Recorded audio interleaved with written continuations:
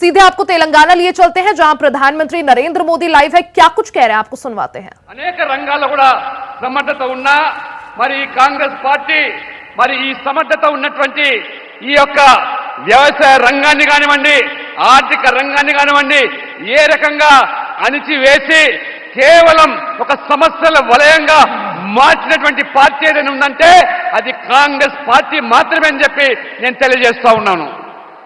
भाइयों बहनों, पिछले 10 वर्षों में एनडीए ने हर सेक्टर को, भाजपा और एनडीए ने हर सेक्टर को आगे बढ़ाने का काम किया है। हम फार्मिंग सेक्टर को मॉडर्नाइज कर रहे हैं। हमारा जो खेती है, किसानी है, हमारा जो रायतु बंधु है, नेचुरल फार्मिंग, नैनो यूरिया और ड्रोन को प्रमोट कर रहे हैं। आज किसान को किसान सम्मान निधि मिल रही है। किसानों को फसल बीमा योजना का लाभ मिल रहा है। हमारी सरकार देश में टेक्सटाइल पार्क्स बना रही है। आज कौशल विकास से लेकर आर्थिक सहायता तक हर स्तर पर भाजपा सरकार आपके साथ खड़ी है।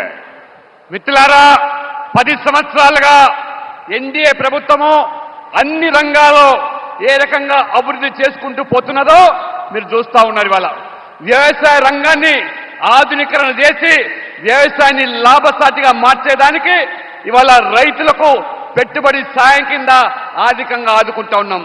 దాంతోపాటు ఇవాళ నానో యూరియా కానివ్వండి, లేదా ఇవాళ కిసాన్ సమ్మాన్ నిధి పేరు మీద కానివ్వండి, లేదా ఇవాళ ఫసల్ బీమా పేరు మీద రైతులను ఆదుకునేటువంటి ఇవాళ కార్యక్రమాలు చేపడుతున్నాం। ఇవాళ టెక్స్టైల్ పార్క్స్ కూడా ఏ రకంగా దేశవ్యాప్తంగా అభివృద్ధి చేస్తూ ఉన్నాం। ప్రతి ఇంటిలో కూడా ఒక నైపుణ్యత ఉన్నటువంటి వ్యక్తులను ఆ స్కిల్ డెవలప్మెంట్ తర్వాత వాళ్ళను ఏ రకంగా తయారు చేసి ప్రతి ఇంటికి కూడా ఈ యొక్క ప్రభుత్వం యొక్క పథకాలు చేరవేస్తా ఉన్నాము।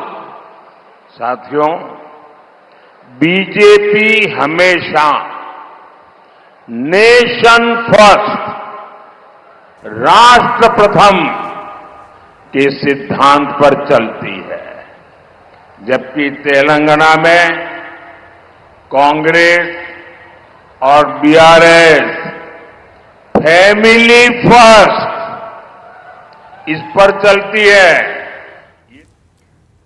तो आप तेलंगाना से चुनावी जनसभा को संबोधित करते हुए प्रधानमंत्री नरेंद्र मोदी को सुन रहे थे। खबरों में आगे बढ़ते हैं। हरियाणा सरकार से जुड़ी बड़ी खबर आपको बता दें, हरियाणा सरकार पर फिलहाल कोई संकट नहीं है।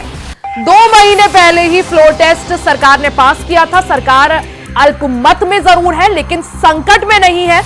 3 निर्दलीय विधायकों ने हरियाणा सरकार से अपना समर्थन वापस ले लिया है। तो बड़ी खबर आपको बता दें, नायब सिंह सैनी की सरकार की अगर बात करें तो 2 महीने पहले जेजेपी और बीजेपी का गठबंधन टूट गया था, जिसके बाद 5 निर्दलीय विधायकों ने अपना समर्थन भारतीय जनता पार्टी की सरकार को दिया था। वहीं 2 महीने पहले ही फ्लोर टेस्ट पास हुआ है, इसलिए हरियाणा सरकार पर फिलहाल कोई संकट नहीं है। वहीं इस दौरान हरियाणा सरकार को बड़ा झटका लगा है। 3 निर्दलीय विधायकों ने अपना समर्थन वापस ले लिया है। इस दौरान हालांकि नायब सिंह सैनी सरकार को किसी भी तरह का संकट नहीं है, क्योंकि 2 महीने पहले ही फ्लोर टेस्ट पास किया था। सरकार अल्पमत में जरूर है, लेकिन संकट में नहीं है। तो बड़ी खबर आपको बता दें, 2 महीने पहले बीजेपी और जेजेपी का गठबंधन टूट गया था, जिसके बाद 5 निर्दलीय विधायकों ने अपना समर्थन बीजेपी सरकार को दिया था, जिसके बाद हरियाणा के नए मुख्यमंत्री बनाए गए थे नायब सिंह सैनी। वहीं इस दौरान 2 महीने पहले ही फ्लोर टेस्ट पास हुआ है। ऐसे में अब हरियाणा की बीजेपी सरकार को बड़ा झटका लगा है, क्योंकि 3 निर्दलीय विधायकों ने अपना समर्थन वापस ले लिया है। तो 2 महीने पहले ही फ्लोर टेस्ट पास किया था, इस वजह से अल्पमत में जरूर है नायब सिंह सैनी सरकार, लेकिन संकट में नहीं है। हालांकि 3 निर्दलीय विधायकों ने अपना समर्थन वापस ले लिया है, लेकिन हरियाणा सरकार को किसी भी तरह का संकट नहीं है। हरियाणा सरकार से जुड़ी बड़ी खबर आपको बता दें, हरियाणा सरकार पर फिलहाल कोई संकट नहीं है। 3 निर्दलीय विधायकों ने नायब सिंह सैनी सरकार से अपना समर्थन वापस ले लिया है, लेकिन सरकार को किसी भी तरह का खतरा इस दौरान नहीं है, क्योंकि 2 महीने पहले ही फ्लोर टेस्ट पास किया था, जिस वजह से सरकार भले ही अल्पमत में हो लेकिन संकट में यहां पर नहीं है। आपको बता दें कि 2 महीने पहले जेजेपी और बीजेपी का गठबंधन टूट गया था। बीजेपी ने अपना गठबंधन जो है जेजेपी के साथ तोड़ दिया था, जिसके बाद नायब सिंह सैनी को नया मुख्यमंत्री बनाया गया।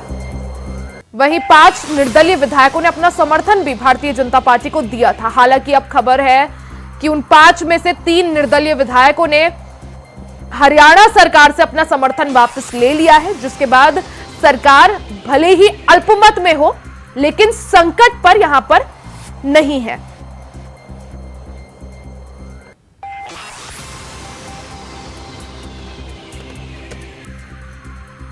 बात वो निर्दलीय है तो निर्दलीय है, उसका तो हम क्या कर सकते हैं।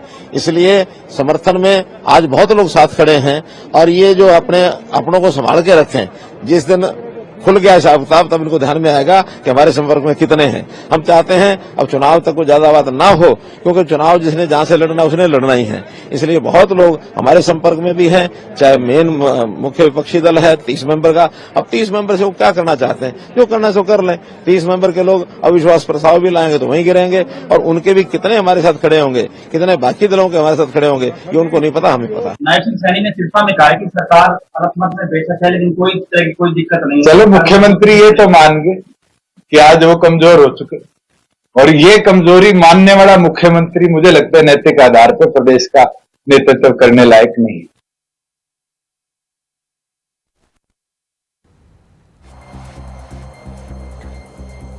तो हरियाणा सरकार की अगर बात करें तो 3 निर्दलीय विधायकों ने अपना समर्थन बीजेपी सरकार से वापस ले लिया है। ऐसे में समर्थन वापस लेने के बाद जरूर अल्पमत में है सरकार, लेकिन संकट में नहीं है।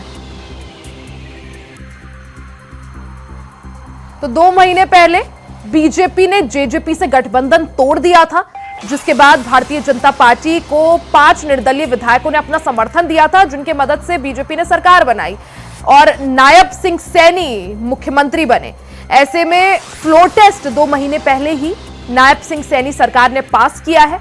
हालांकि बता दें कि अब बीजेपी सरकार को बड़ा झटका लगा है, क्योंकि 3 निर्दलीय विधायकों ने अपना समर्थन वापस ले लिया है, जिससे सरकार अल्पमत में जरूर है लेकिन संकट में नहीं है। ज्यादा जानकारी के साथ संवाददाता राकेश छाबड़ा हमारे साथ फोन लाइन पर जुड़ गए हैं। राकेश, जिस तरह से 2 महीने पहले बीजेपी ने जेजेपी से गठबंधन तोड़ा था, जिसके बाद 5 निर्दलीय विधायकों ने अपना समर्थन जो है भारतीय जनता पार्टी को दे दिया था, अब खबर यह है कि 3 निर्दलीय विधायकों ने अपना समर्थन वापस ले लिया है। तो क्या वजह सामने आ रही है, आखिर क्यों समर्थन वापस लिया? जी बिल्कुल, आपको बता दें कि जैसे कल से ही जो है सियासी गलियारों में जो बातें हो रही हैं, इसको लेकर निर्दलीय की जो 3 विधायक है उन्होंने जो है कांग्रेस को जो है समर्थन दिया है। उसको देखते हुए जो तीनों विधायक उनका कहना है कि हम इस पार्टी को आजमा चुके हैं। यहाँ पे बेरोजगारी, क्राइम और ऐसे कई मुद्दे हैं जिनको लेकर कोई भी बात नहीं हो रही है, ना ही उसका कोई हल हो रहा है। क्राइम दिन ब दिन बढ़ रहा है, एजुकेशन के ऊपर भी कोई बातचीत नहीं हो रही, तो कहीं ना कहीं इन चीजों को लेकर वो नाराजगी प्रकट कर रहे हैं। लेकिन दूसरी तरफ जैसे ही इन्होंने अपना जो है सपोर्ट दिया है, तो उसके बाद मनोहर लाल खट्टर जो एक्स सीएम है और जो है नायब सैनी सीएम है, उनका भी बयान आया है।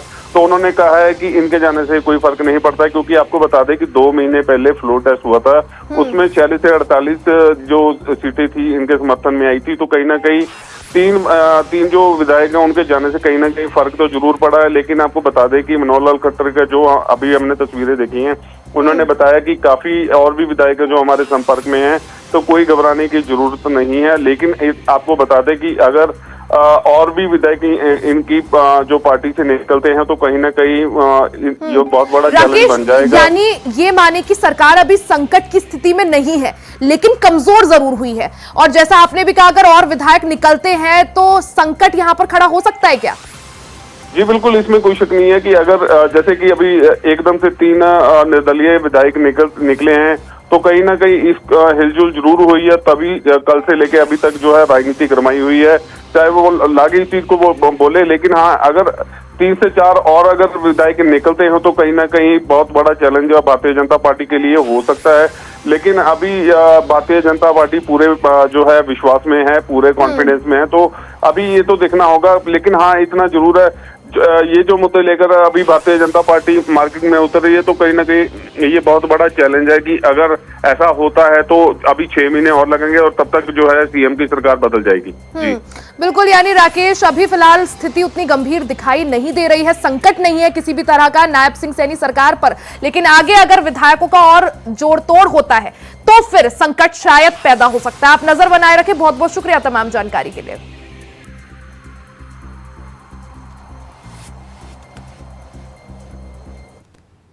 यहां रुकेंगे एक छोटे से ब्रेक के लिए, जल्द वापस लौटेंगे, बने रहे हमारे साथ। ब्रेक के बाद एक बार फिर से आपका स्वागत है। खबरों में आगे बढ़ते हैं। आम आदमी पार्टी के विधायक अमानतुल्लाह खान के बेटे ने कर्मचारियों के साथ मारपीट की है। पेट्रोल पंप के कर्मचारियों के साथ मारपीट का मामला सामने आया है। अमानतुल्लाह खान आम आदमी पार्टी से विधायक हैं जिनके बेटे पर मारपीट का आरोप लगा है। एडीसीपी मनीष मिश्रा ने कहा है कि मामला दर्ज कर लिया गया है और कार्रवाई की जाएगी। तो बड़ी खबर आपको बता दें, आम आदमी पार्टी के विधायक अमानतुल्लाह खान के बेटे ने कर्मचारियों के साथ मारपीट की है। पेट्रोल पंप के कर्मचारियों के साथ मारपीट का मामला सामने आया है। इस दौरान एडीसीपी मनीष मिश्रा का भी बयान सामने आया है। उन्होंने कहा कि मामला दर्ज कर लिया गया है और उसके अनुसार उचित कार्रवाई अमानतुल्लाह खान के बेटे के खिलाफ की जाएगी। ज्यादा जानकारी के साथ अजीत कुमार हमारे साथ जुड़ चुके हैं। अजीत, क्या कुछ ये पूरा मामला है, क्योंकि आम आदमी पार्टी से जो विधायक है अमानतुल्लाह खान, उनके बेटे पर गंभीर आरोप लगे हैं। देखिए बिल्कुल बता दूंगा, ये बीते कल यानी मंगलवार की सुबह का मामला तकरीबन 9:30 बजे का समय होता है, जब आप विधायक अमानतुल्लाह खान के बेटे अनस खान किसी निजी काम से जा रहे होते हैं और वो नोएडा सेक्टर 95 में पहुंचते हैं। वहां पर एक पेट्रोल पंप है, शहीद रामेंद्र प्रताप सिंह फिलिंग स्टेशन के नाम से पेट्रोल पंप है। वहां पर वो पेट्रोल भराने के लाइन में लगते हैं। इतने में वहां पर वो सेल्समैन यानी जो पेट्रोल पंप का जो कर्मचारी है उसको कहते हैं कि उन्हें लाइन से हट करके उनका पेट्रोल जो गाड़ी में भरा जाए। लेकिन इसी बात को लेकर जो सेल्समैन है वो बोलता है कि जब आप लाइन पे तो इनका हो जाए तो आपका भर दिया जाएगा। और इसी बात पर जो आप विधायक अमानतुल्लाह खान के बेटे हैं वो आग बबूला हो जाते हैं और पेट्रोल पंप के कर्मचारी के साथ न केवल गाली गलौज करने लगते हैं बल्कि कुछ देर बाद उनके साथ मारपीट भी करने लगते हैं। मामला जैसे बढ़ता देख आसपास के जो और कर्मचारी है वो पहुंचते हैं, मामला शांत कराने की कोशिश करते हैं। हालांकि इसके बाद जो पेट्रोल पंप कर्मचारी है वो उसने नोएडा थाना में अपना मामला दर्ज कराया है और इस मामले में न केवल अनस खान जो आप विधायक अमानतुल्लाह खान के बेटे हैं उनके खिलाफ बल्कि आप विधायक के खिलाफ भी कार्रवाई किए गए आरोप लगाया है। तो उनके बेटे ने आप विधायक को फोन करके पेट्रोल पंप के मैनेजर और उनके मालिक को धमकाने की कोशिश की है और इसी वजह से आप विधायक और उनके बेटे दोनों के खिलाफ जो संबंधित धारा में मामला दर्ज कर लिया है। फिलहाल जो नोएडा के एडिशनल डीसीपी हैं मनीष कुमार मिश्रा का कहना है कि इस मामले में विधिक कार्रवाई कर ली गई है और आगे की जो जांच है वो की जा रही है और इसी हिसाब से जो भी आगे जो कार्रवाई बनती है। बिल्कुल, कई बार अजीत ऐसे मामले देखने को मिलते हैं जहां पर पावर का गलत इस्तेमाल करते हुए नेता या उनके बेटे या बच्चे दिखाई देते हैं और वीडियो भी जो है काफी ज्यादा सोशल मीडिया पर इस दौरान वायरल हो रहा है। क्या माना जाए अजीत, क्या अमानतुल्लाह खान या उनके बेटे का इस पर कुछ बयान अब सामने आया है? देखिए बिल्कुल रिया, अमानतुल्लाह खान का इस पर रिएक्शन जरूर आया। उनका कहना है कि उनके बेटे जो हैं वो लॉ की पढ़ाई कर रहे हैं और वो परीक्षा के मद्देनजर ही वो कहीं निकले थे, उन्हें जल्दबाजी थी और इस वजह से उन्होंने बात बोली होगी। लेकिन वो खुद मौके पर पहुंचे, मामला शांत करा दिया गया था। लेकिन उसके बावजूद भी इस मामले में पुलिस ने मामला दर्ज किया, जो कहीं ना कहीं एक जो विधायक होने के नाते, एक प्रतिष्ठित चेहरा होने के नाते उन्हें बदनाम करने की जो कोशिश है वो की जा रही है, जबकि मामला वहीं पर शांत हो गया था। ठीक है अजीत, आप नजर बनाए रखें, बहुत बहुत शुक्रिया जानकारी के लिए।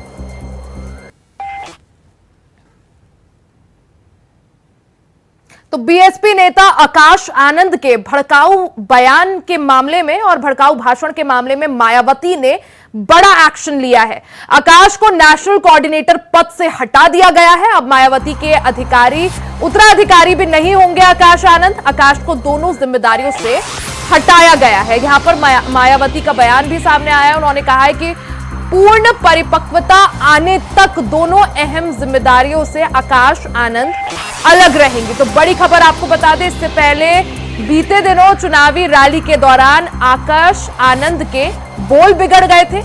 एक चुनावी रैली को संबोधित करते हुए आकाश आनंद ने भड़काऊ भाषण दिया था।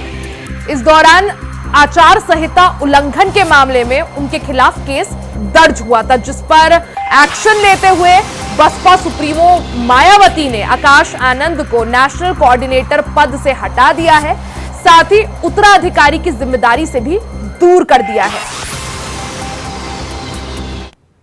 देखिए, बसपा और भारतीय जनता पार्टी का अघोषित गठबंधन है, ये जनता देख रही है। जिस तरीके से बसपा के टिकट का बंटवारा हुआ, फिर टिकट बदलने के फैसले हुए, वो कहीं ना कहीं भारतीय जनता पार्टी का प्रभाव नजर आता है। और आज जिस तरीके से आकाश आनंद को उनके पदों से बर्खास्त किया गया है, वो आकाश आनंद जो बसपा के उत्तराधिकारी थे, वो आकाश आनंद जो भारतीय जनता पार्टी से लगातार सवाल पूछ रहे थे और भाजपा को वो सवाल चुभ रहे थे, आदरणीय मायावती जी ने आकाश आनंद को बर्खास्त करके ये बात जग जाहिर कर दी है कि बसपा और भाजपा का अघोषित गठबंधन है। समाजवादी पार्टी समझती है कि जनता सब देख रही है और जनता जवाब देने का काम करेगी। मायावती बहुजन समाज पार्टी को एक प्राइवेट लिमिटेड कंपनी की तरह चलाती है और इसीलिए जब जेल में आता है, जैसे निर्णय करना चाहती है वैसा निर्णय कर लेती है, क्योंकि वहां तो एको अहम द्वितीयो नास्ति। मायावती जी जैसा चाहे वैसा निर्णय कर सकती है। आकाश आनंद जिस तरह से गैर जिम्मेदाराना बयान दे रहे थे और भारतीय जनता पार्टी को लेकर के जिस तरह की अपमानजनक टिप्पणी उन्होंने की थी, जनता के बीच में उनका बहुत आक्रोश इसको लेकर के पनपा था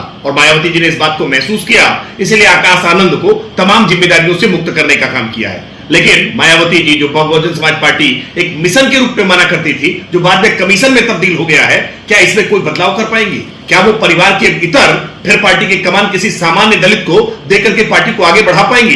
ये आने वाले समय में जरूर देखा जाएगा कि मायावती जी के परिवारवाद के मोह से मुक्त हो पाएंगी।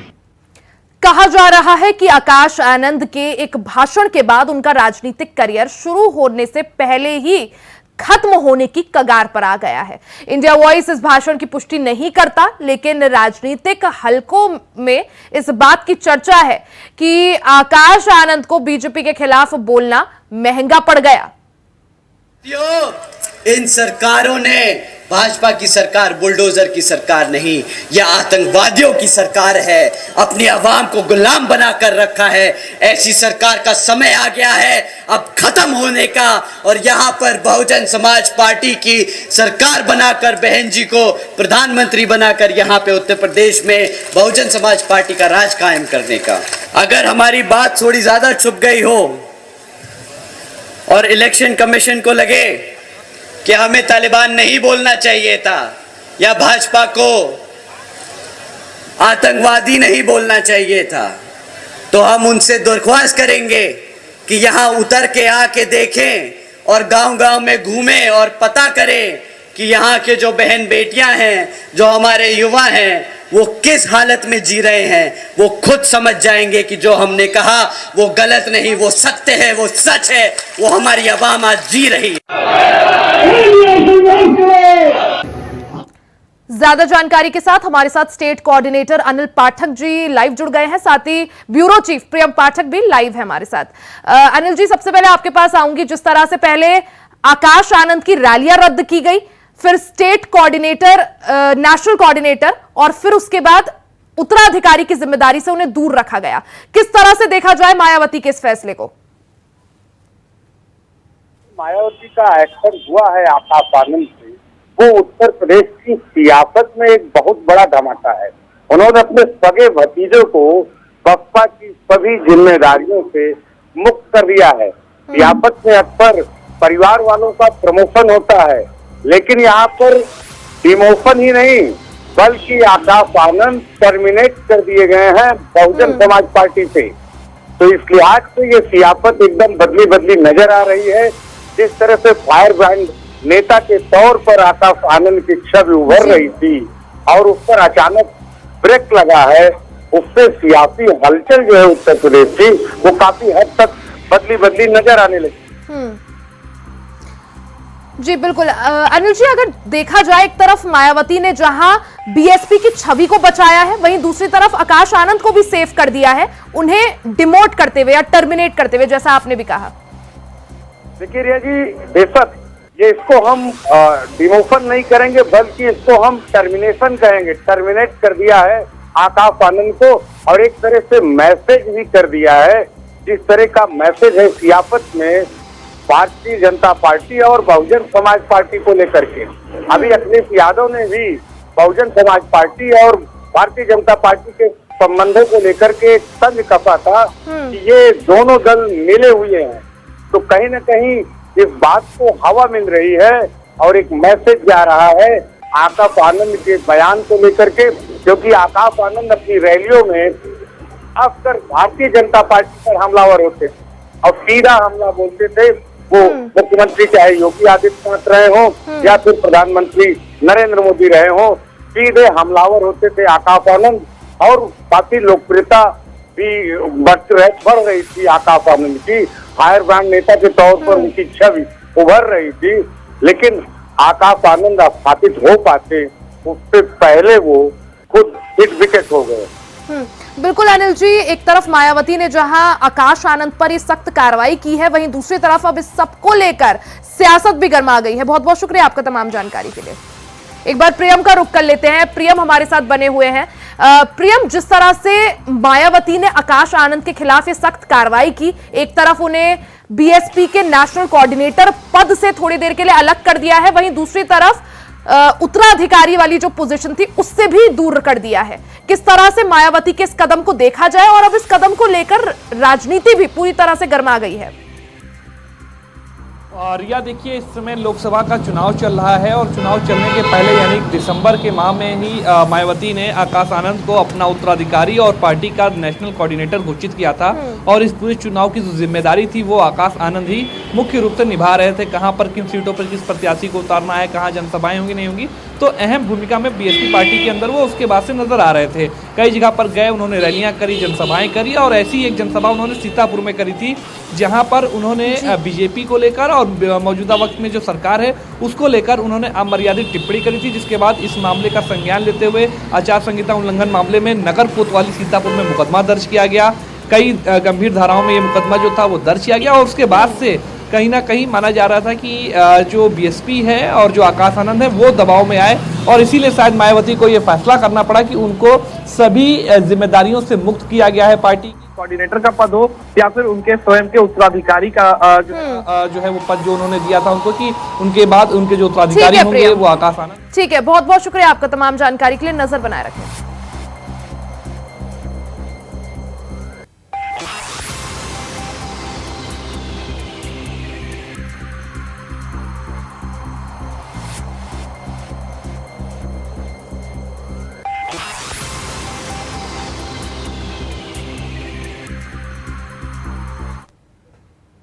इसी के साथ इस बुलेटिन में फिलहाल के लिए सिर्फ इतना ही। खबरों का सिलसिला जारी रहेगा, बने रहे हमारे साथ।